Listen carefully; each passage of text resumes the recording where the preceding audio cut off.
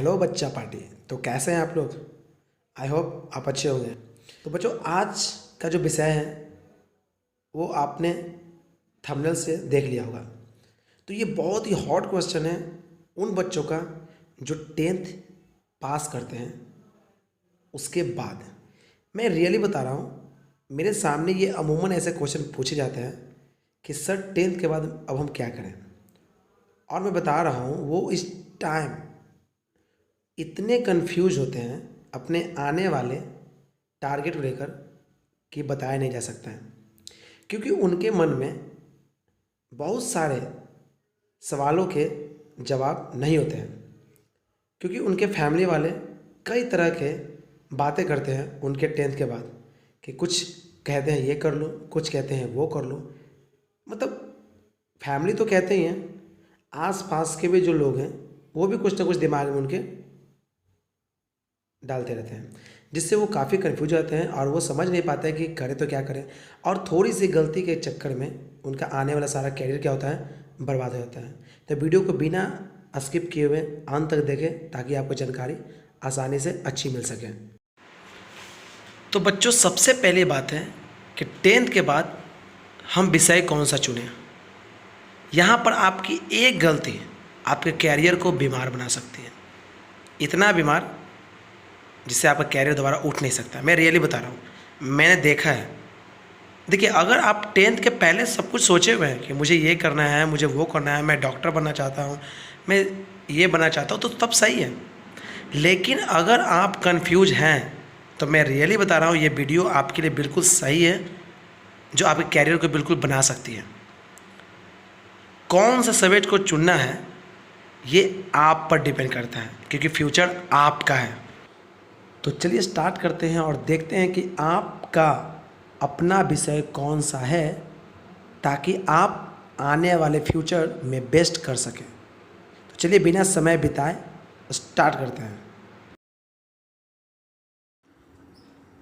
तो चलिए ये जानते हैं कि 10th के बाद क्या करें, कौन सा सब्जेक्ट लें। सबसे बड़ा इम्पोर्टेंट क्वेश्चन यही होता है हमारे मन में, आर्ट्स लें कि कॉमर्स लें या साइंस लें, और किस तरह से अपना कैरियर बेहतर बनाएं। तो चलिए बच्चों, मैं धीरे धीरे मैं आपको सारे विषयों के बारे में पूर्ण जानकारी मैं देता चलूँगा, ताकि आपको पता चले कि आप किस प्रोफेशन में या किस सब्जेक्ट में आप अपना बेस्ट दे सकते हैं। तो चलिए शुरुआत करते हैं। तो जो पहला क्वेश्चन है वो दिमाग में ये होता है कि 10th के बाद आर्ट्स सब्जेक्ट क्यों लें। तो मैं बताना चाह रहा हूँ कि सब्जेक्ट आर्ट्स क्यों लेना चाहिए और इससे क्या बेनिफिट है, और कौन कौन से प्रोफेशन में आप जा सकते हैं और इसका क्या बेनिफिट होगा आपके कैरियर में। और मैं बता रहा हूँ कि आर्ट्स लेने के बाद बच्चों को ऐसा लगता है कि अब उनका कैरियर समाप्त हो गया है वगैरह वगैरह, परंतु बिल्कुल ऐसा नहीं है। उनको ऐसा लगता है कि मेरे मार्क्स 50% है या मेरे मार्क्स बहुत कम आए हैं, तो मैं और विषय नहीं ले सकता हूँ, आर्ट्स ही लूँ और अब मेरा कैरियर बिल्कुल बर्बाद हो चुका है। तो बिल्कुल आप गलत हैं। मैं बता रहा हूँ कि आज आर्ट्स के बदौलत लोग अरबों और लाखों रुपए में क्या कर रहे हैं, खेल रहे हैं।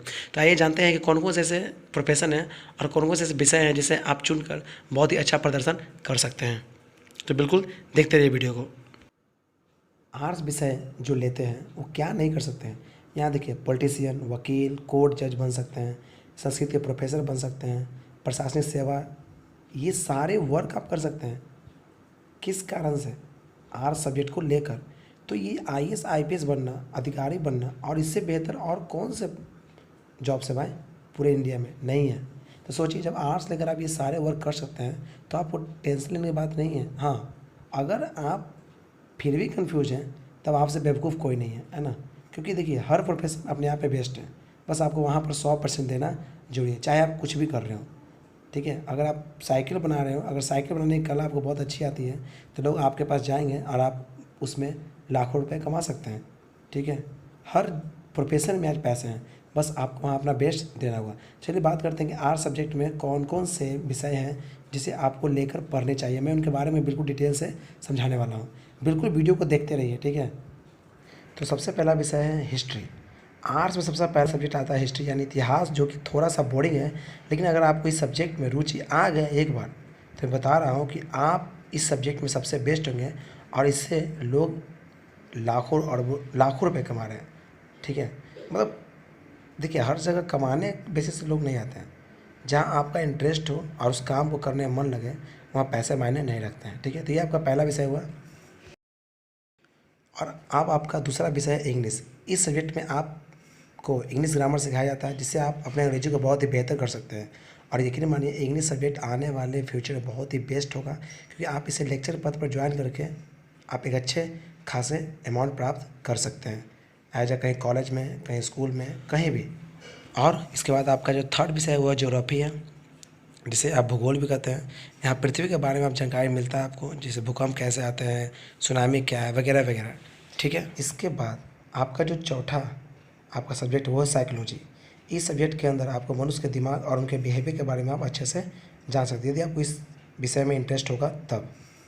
नेक्स्ट विषय है आपका पॉलिटिकल साइंस, जहाँ आपको भारत के गवर्नमेंट यानी सरकार के रिलेटेड जितने सारी चीज़ें हैं उनके बारे में आपको जानकारी मिलती है। ठीक है, जहाँ पर आपको संविधान वगैरह ये सब के बारे में बहुत अच्छी जानकारी मिलती है, जिससे आप आने वाले फ्यूचर में अपना बेस्ट कर सकते हैं वकील के सेक्टर में। नेक्स्ट सब्जेक्ट है आपका इकोनॉमिक, जिसे अर्थशास्त्र बोलते हैं। इसमें आपको भारत के इकोनॉमी के बारे में पता चलता है, कितना जीडीपी गिरा, कितना बढ़ा, शेयर बाजार, शेयर मार्केट, ये सब के बारे में आपको क्या करती है, खबर मिलती है। तो ये बहुत ही अच्छा सब्जेक्ट है यदि आप इसको पसंद करते हैं तब। और नेक्स्ट जो आपका विषय है वो है संस्कृत। संस्कृत आने वाले डिजिटल टीचिंग में बहुत ही बेस्ट माना जाता है, क्योंकि हर एक देश के लोग अब संस्कृत भाषा को सीखना चाहते हैं। तो ये आपके लिए बेस्ट करियर साबित होगा यदि आप इसे पसंद करते हैं तो। और नेक्स्ट विषय है आपका, उसका नाम है सोशियोलॉजी। देखिए, ये सोसाइटी से रिलेटेड है। यदि आपको समाज में अगर कोई कार्य करना पसंद है या समाज के बारे में अच्छे से अध्ययन करना है, तो ये आपके लिए सबसे बेस्ट सब्जेक्ट होगा। और सबसे अंतिम विषय है वो आपका फिलॉसफी। देखिए, आज के समय में लोग बहुत स्ट्रेस लेते हैं, है ना, तो इनके बारे में आप जानकारी ले सकते हैं कि कैसे उनको स्ट्रेस फ्री किया जाए। तो काफ़ी लोग आज इन सब के पास सजेस्ट करके जाते हैं, ठीक है, जो फिलोसोफर होते हैं, ताकि वो स्ट्रेस फ्री रह सके, खुश रह सके, है ना। तो काफ़ी बेहतरीन करियर है और यदि आप इस सब्जेक्ट को चुनते हैं तब। चलिए बात करते हैं नेक्स्ट सब्जेक्ट का, जो है कॉमर्स। आर्ट्स के बाद जो आपका सबसे सेकेंड सब्जेक्ट है वो है आपका कॉमर्स। तो इसमें कौन सा सब्जेक्ट लेना चाहिए और इसके बाद आप क्या कर सकते हैं अपने कैरियर में कॉमर्स के माध्यम से। देखिए, आर्ट्स के बाद जो दूसरा सब्जेक्ट आता है वो है कॉमर्स। 10वीं क्लास पास करने के बाद वो कॉमर्स है सब्जेक्ट, जिसमें थोड़ा सा आप मजबूत होते हैं आर्ट्स के मुकाबले में। ठीक है, और काफ़ी लोग प्रेफर करते हैं इसको, लेकिन इसके लिए कम से कम आपको मैट्रिक में, 10th में आपको 60% मार्क्स होने चाहिए, ताकि आप अपना बेस्ट करियर बना सकें कॉमर्स लाइन में। वैसे तो थर्ड सेकंड जो भी आते हैं वो कर सकते हैं, लेकिन यदि आपको बहुत ही बेहतरीन करना है अपने कैरियर में, तो आपको कम से कम 60% मार्क्स होने चाहिए 10th क्लास में। ठीक है, तो अगर आपको मान लो बैंकिंग में, मतलब मैं बताना वाला हूँ कि 60% क्यों चाहिए। देखिए, अगर बैंकिंग में जाना है, सीए बनना है, तो अगर आपका मार्क्स कम होगा तो लोग आपको सेलेक्ट क्यों करेंगे। ठीक है, सपोज दैट मान लीजिए आप पास भी कर जाते हैं, अगर मार्क्स आपका कम है, ठीक है, और आपके जो कम्पिटिटिव बंदे हैं उनका मार्क्स ज़्यादा है आपसे, तो वो पहले उसको प्रेफर करेंगे ना, आपको क्यों लेंगे। इसलिए मैं बोल रहा हूँ कि आप कॉमर्स क्लास कर सकते हो, कोई दिक्कत नहीं है 10th के बाद, लेकिन आपका मार्क्स कम से कम 60% से ऊपर होने चाहिए, ताकि आप अच्छे कर सको अपने कैरियर में। तो जो 3 विषय हैं कॉमर्स में, वो हैं आपके बीएसटी हैं, अकाउंट्स हैं और इकोनॉमिक्स हैं। बीएसटी बिजनेस स्टडीज हो गया, अकाउंट्स हो गया और इकोनॉमिक्स हो गया। इकोनॉमिक्स के बारे में पहले बता चुका हूँ। बिजनेस स्टडी मतलब जब आप बिजनेस की बातें पढ़ते हैं। अकाउंट्स मतलब आप कैसे किसी भी कंपनी का अकाउंट को संभालते हो, हैंडल करते हो। मतलब समझो कि कैसे किराना दुकान में कोई स्टोर वाला अपना अकाउंट संभालता है, कौन उधार लिया कौन नहीं लिया, बस वही अकाउंट्स है जिसे आप क्या करते हो, हैंडल करते हो। बाकी और भी जानकारी है जो पढ़ने के बाद आपको पता चल जाएंगे। तो चलिए अब बात करते हैं आपके तीसरे सब्जेक्ट यानी कि साइंस के बारे में। यह एक ऐसा विषय है जो अधिकांशतः बच्चे पसंद करते हैं अपने कैरियर के लिए, क्योंकि ये बहुत ही बेस्ट माना जाता है। क्योंकि इसके बाद आप बिल्कुल ऑलराउंडर हो जाते हैं। ऑलराउंडर का मतलब है कि आप कोई भी सेक्टर में जा सकते हैं, किसके बदौलत, साइंस के बदौलत। ठीक है, थोड़ा सा हैवी मात्रा में इसकी पढ़ाई होती है, लेकिन हाँ, एक बार अगर इसे पढ़ लिया जाए सही ढंग से, तो मैं बता रहा हूँ आपका कैरियर अपने आप में सबसे बेस्ट होगा बिल्कुल। क्योंकि आप इसके बाद कोई भी सेक्टर में जाते हैं, चाहे इंजीनियरिंग हो, चाहे डॉक्टर लाइन हो, चाहे आप साइंटिस्ट बनना चाहते हो, चाहे आप एयरफोर्स जाना चाहते हो, चाहे नेवी जाना चाहते हो, बड़े से बड़े पद पर जाना चाहते हो, तो आपके लिए ये सब्जेक्ट आपका इंतजार कर रही है। तो ये आपके कैरियर के सबसे बेस्ट सब्जेक्ट है। इसमें आपको 3 विषय मिलते हैं, फिजिक्स होते हैं, केमिस्ट्री होते हैं और मैथ होते हैं। मेनली 3 सब्जेक्ट होते हैं, लेकिन इसके बाद यदि आप डॉक्टर लाइन में जाना चाहते हैं तो फिजिक्स, केमिस्ट्री, मैथ के अलावा आपको बायो भी करना होता है। ठीक है, बायो आप एक्स्ट्रा लेके पढ़ सकते हैं, चाहे बायो के साथ आप मैथ एक्स्ट्रा लेकर पढ़ सकते हैं।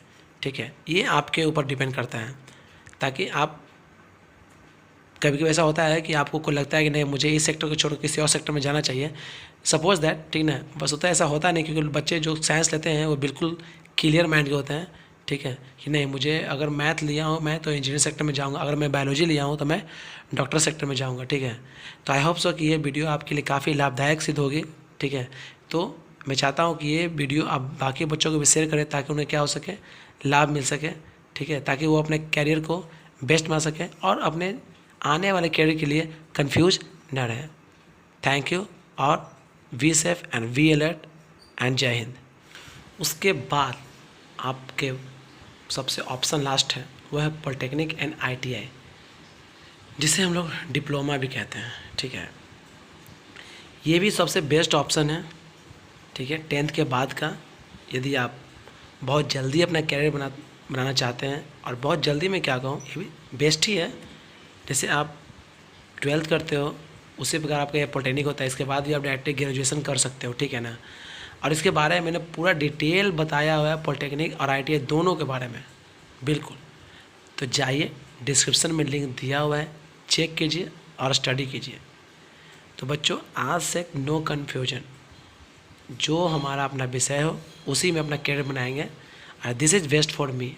ओके, आई होप ये वीडियो आपको पसंद आई हुई, तो वीडियो को लाइक करते जाएं बच्चों, शेयर करें और चैनल को सब्सक्राइब करें, ताकि आने वाला प्रत्येक नोटिफिकेशन आपको मिलता रहे।